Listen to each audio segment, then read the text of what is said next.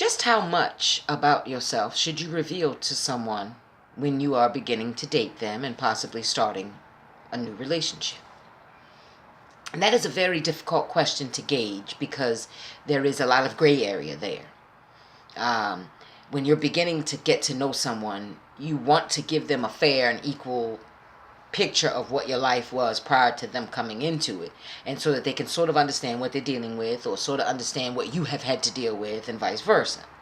You exchange that kind of information so that you know those things. But there are some pieces of information or tidbits that it's kind of impossible to give someone in the very beginning a whole full outline of. You could begin to talk about past relationships, but that I don't recommend in the course of a new relationship, not very early on, because we are inclined to filter the information that we give to that new person in an effort to appear to be sane. Because, in the midst of relationships, a lot of us are just, quite frankly, insane. And these moments that we want to share with new people when we get involved with them, 9 times out of 10, we'll give them a piece of that information, but we will leave out the actual thing that we did to precipitate this behavior from this person. So those are not necessarily good things to want to get out and give to someone new when you meet them, unless you're willing to give them the whole dirty secret, because if not, then you're giving them unfair information or unrealistic information, either of which is really, it has no place in a new relationship. Let's just be real. You don't want to start out lying, because that's really ridiculous. But by the same token, you don't want to tell so much about that situation with those people or that person early on to this new person, because you don't want to frighten them away. And I'm telling you, most of us have situations or things that we could describe to someone else, but if we told them the real deal and how it actually was, we would scare the fuck out of them. And so you don't want to do that unless you don't really care about trying to take it to that next step. If you just like informing people of your foibles and crazy things that happen in your life for no particular reason other than to scare the fuck out of them, then by all means, go ahead. I am not stopping you. I ain't judging, because God ain't hiring. But anyway, you have to know what is the right amount of yourself to give to a new person in the way of information when you are beginning to get to know them, because you don't want to give them so much information that you scare them, i.e., I used to be Jim and now I'm Jane. That right off the bat is going to, unless he's into that sort of thing, and there is nothing wrong with that, nothing.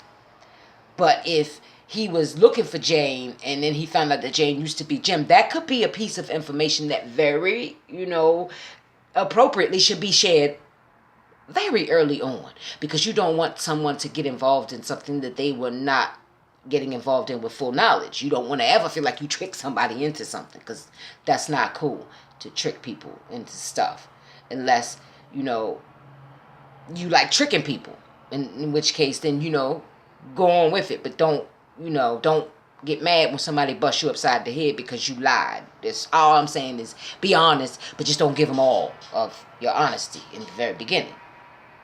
Unless it's something that they need to know before they proceed further. Because see, in this day and age that we live in, where folks just hop into bed with each other willy-nilly, then those types of things, such as Jane, being Jim at one point, or vice versa, should be shared with the person that you are currently trying to get involved with, because you want them to be informed. Again, I say. Now, if you have a multitude of children, whether you are male or female, whether you are in physical custody possession of those said children, or whether or not you have visitation that you don't take part in, that could be because you want to or not.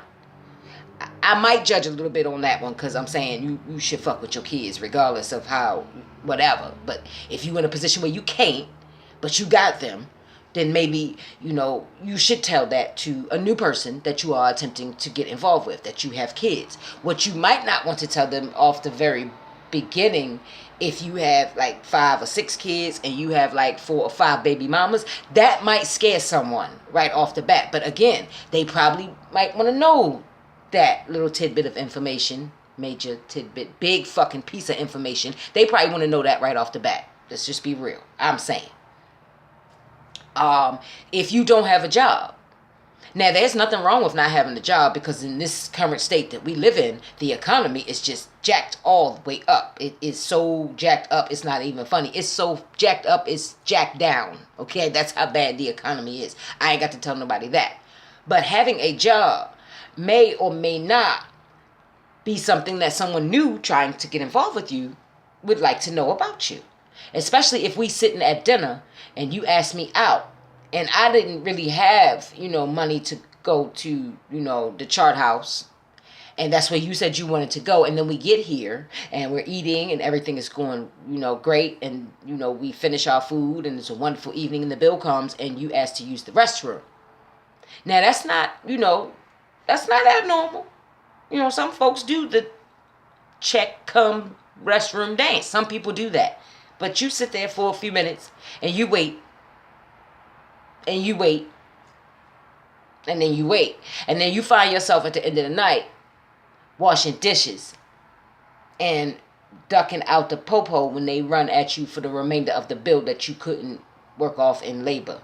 That kind of stuff might be important to know about someone when you first dating them, because it's nothing wrong with not having a job. There is something, however, wrong with taking me to a restaurant and not telling me that you ain't got no money until it's time to pay the bill. That's not cool.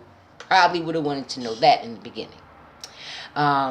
Let me see. Education. Really, those are things that we can work through, because some of the most intelligent folks that I have ever met in my life have been self-educated people. So going to school is not necessarily something that has to be done. Now, however, if you happen to not go to school since 3rd grade and we are out in a work environment or a situation where it's going to require something more than see Dick run, see Jane fetch ball. We need to know that in advance about someone we're going to date, because I just, wouldn't take you to that symposium on nuclear physics. I have to know what you are capable of understanding in the beginning so that I don't make those types of mistakes. Do you understand what I'm saying?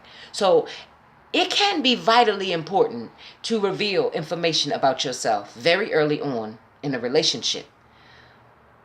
But you have to decide what is appropriate, or the level of appropriateness for the amount of information that you want to bestow upon a future partner. Because too little is not fair in some regards, and too much could scare them fuckers away. But you want to find a happy medium, like somewhere in the middle there, to figure out what you want to tell people. Just keep it true, regardless of what you say. Just make sure it's true. That's all anybody can ask. Am I right?